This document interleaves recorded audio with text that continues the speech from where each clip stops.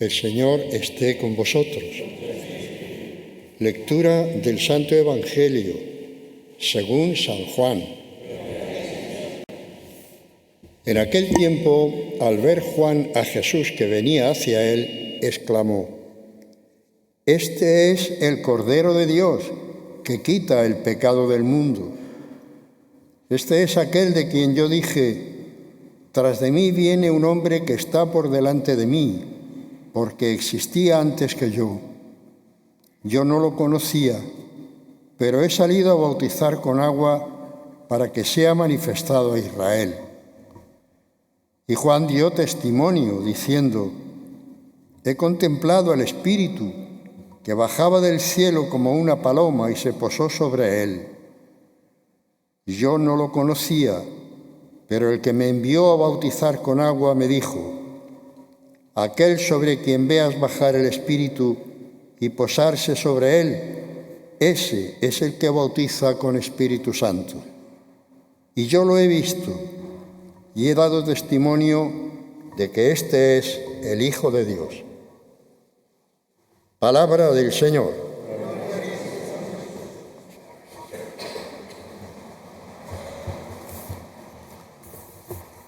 Estas palabras de Juan, que acabamos de proclamar, vienen narradas en el Evangelio de San Juan a continuación del encuentro que tuvo Juan el Bautista con los enviados de los fariseos que venían a preguntarle: ¿eres tú el Mesías? Y Juan, que respondió diciendo: no, yo no soy el Mesías. Entonces, ¿tú eres el profeta que tenía que venir? No, no soy el profeta. ¿Eres Elías? No, no soy Elías. Entonces, ¿quién eres? Yo soy la voz que clama en el desierto. Y a continuación de ese relato aparece este otro. Juan ve venir a Jesús y habla de él diciendo: este es el Cordero de Dios. Esa es la respuesta.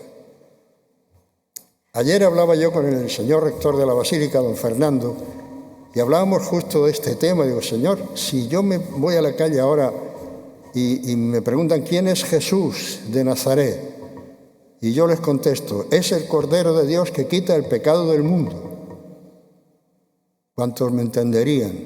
No sé. O se quedarían perplejos, o incluso puede que se rieran de mí diciendo: ¿pero qué dice este hombre? Somos hijos de otra cultura y entonces es difícil entender esta expresión de Juan. Juan habla del pecado del mundo, algo que está ausente de la conciencia de nuestra gente. Hoy la gente no tiene conciencia de pecado. ¿Qué es eso del pecado? Cosas de los curas y esas cosas raras que dicen. Y sin embargo, el pecado es algo que está como muy presente en nuestra vida, en nuestra historia, y nos está haciendo mucho daño. Pero no tenemos conciencia de pecado sencillamente porque no tenemos conciencia de Dios. El pecado supone siempre la existencia y la providencia de Dios. Dios nos mira, Dios nos ama, Dios nos quiere y nos propone un camino de vida. Y cuando nosotros le damos la espalda a Él, entonces es cuando rompemos ese esquema de amor. Ahí está el pecado. Y el pecado mata, el pecado destruye. No tenemos más que mirar la situación de nuestro mundo en este momento y mirar la cantidad de conflictos que están planteados ahora mismo y cómo todos esos conflictos están creando sufrimiento, están creando muerte, están creando odio. Eso es el pecado. Pero cuando perdemos de vista la trascendencia, cuando perdemos de vista a Dios, entonces no nos queda nada donde agarrarnos. Y lo más que podemos hablar será hablar de, pues no sé, de delito, de error, de injusticia. Pero todo eso no llega a calar en el corazón del hombre. Nuestro corazón necesita encontrar a alguien que nos guíe, que nos oriente en la vida. Y ese es el encuentro con el Dios que nos ama. A partir de ahí podemos entender lo que es el pecado del mundo. Todo el sufrimiento, toda la muerte, todo el odio que vemos esparcido por el mundo toca el corazón de Dios. Dios no es insensible al sufrimiento de sus criaturas, no es insensible al sufrimiento de sus hijos. Entonces, cuando nosotros producimos sufrimiento, estamos hiriendo el corazón de Dios. Eso es el pecado, pero eso desgraciadamente ha desaparecido. Incluso entre gente que aparentemente es gente religiosa. No sé, a mí me produce perplejidad el contemplar a los grandes dirigentes de nuestro mundo que se confiesan religiosos. No sé, mirad el conflicto de Irán, ahí está la religión musulmana, Dios, y sin embargo hay odio, rencor, muerte. Miras los conflictos de Ucrania y te encuentras con que los dirigentes asisten a las celebraciones religiosas, participan en las celebraciones de la fe. Te vas al otro conflicto de Estados Unidos y Venezuela y te encuentras con gente que confiesa que son cristianos y no entiendo nada. Me estoy perdiendo. No hemos captado que es Dios el que importa, que no es nuestra visión del mundo, que no son nuestras maneras de entender la realidad. Lo que cuenta es el proyecto que Dios tiene. Y solo cuando veo a Dios, entonces es cuando puedo entender que estoy aquí para servir, para ayudar.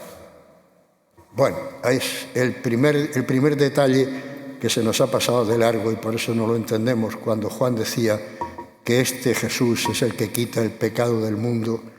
Tenemos que recuperar el sentido del pecado para entender que Cristo ha venido a librarnos de él. Cristo ha venido a librarnos del sufrimiento, del odio, del rencor, de la guerra, de la muerte.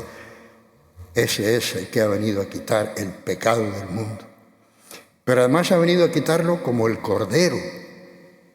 Y ahí también tropezamos con la incomprensión, porque ya no formamos parte de aquella cultura en la que Juan el Bautista pronunciaba estas palabras. En aquella época la ganadería, los rebaños, los pastores era algo muy común y lo entendían.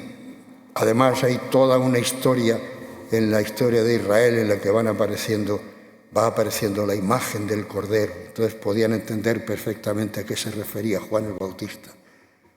Recordad cómo ya desde el principio Abraham va a sacrificar a su hijo y cuando se muestra obediente a Dios, Dios le hace presente un carnero para que lo ofrezca en sacrificio y no al hijo. Solo quería probar la fe de Abraham.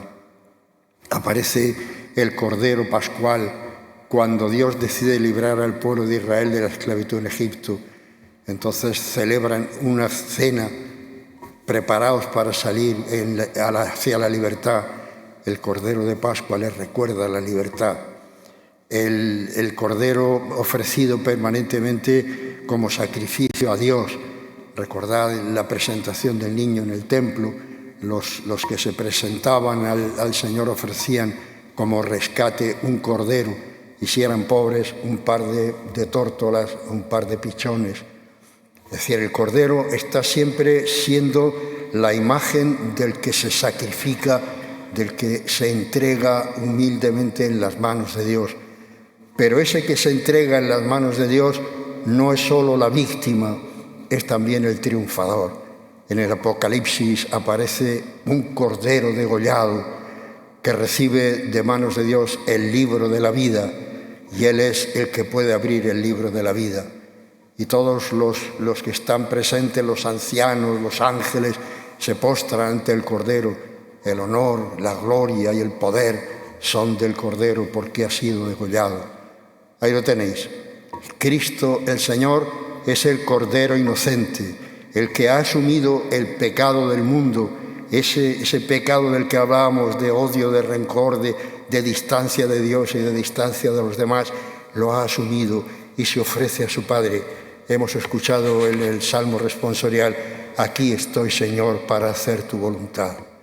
Se pone en las manos de su Padre, en nombre de toda la humanidad, se ofrece como sacrificio y entregándose como sacrificio abre la puerta para que podamos librarnos del odio, del rencor, de la malicia del corazón humano. Cuando Él se entrega en obediencia al Padre, nos pone a nosotros en camino hacia la plenitud. Este es el Cordero de Dios que quita el pecado del mundo. Ahora sí que podría yo explicárselo a la gente. Hay uno que ha venido para romper esta cadena de resquemores, de odios, de rencores, para romper todo este sufrimiento del mundo. Él ha venido a decirnos que el proyecto de Dios no va por ahí. El proyecto de Dios es un proyecto de amor, de felicidad, de paz, de entrega, y solo Él puede hacerlo poniéndose en las manos de Dios. Cuando nosotros hemos rechazado al Dios que nos ama, Él se entrega voluntariamente y en nuestro nombre nos abre a todos la puerta. Este es el Cordero de Dios que quita el pecado del mundo. Ahora sabemos quién es Jesucristo. No es simplemente una figura histórica que pasó por el mundo haciendo pues lo que hizo. No, es mucho más. Es alguien que está en el centro de la historia humana y desde dentro de la historia humana está diciéndonos: no perdáis la esperanza, no perdáis la certeza de que Dios está detrás de vuestra vida, de que todo el sufrimiento acumulado en la historia de la humanidad tiene sentido porque Él lo ha cargado sobre sus espaldas. Este es el Cordero de Dios que quita el pecado del mundo, y a partir de ahí es posible la esperanza. A partir de ahí es posible que la vida del ser humano sea distinta. ¿Veis? Al final la Iglesia nos está diciendo quién es Jesús. Nosotros, mirándole a Él, aceptamos su presencia y le imitamos, porque de esto se trata. Al final los cristianos no somos más que seguidores de Jesús. Intentamos vivir como Él, pensar como Él, sentir como Él, actuar como Él. Y cuando nosotros somos también los que nos ponemos delante del Señor diciendo: aquí estoy a cumplir tu voluntad, entonces se hace posible que de entre nosotros desaparezca el pecado del mundo. Nos ponemos de pie y confesamos la fe que nos ha llegado a lo largo de los siglos. Creo en Dios.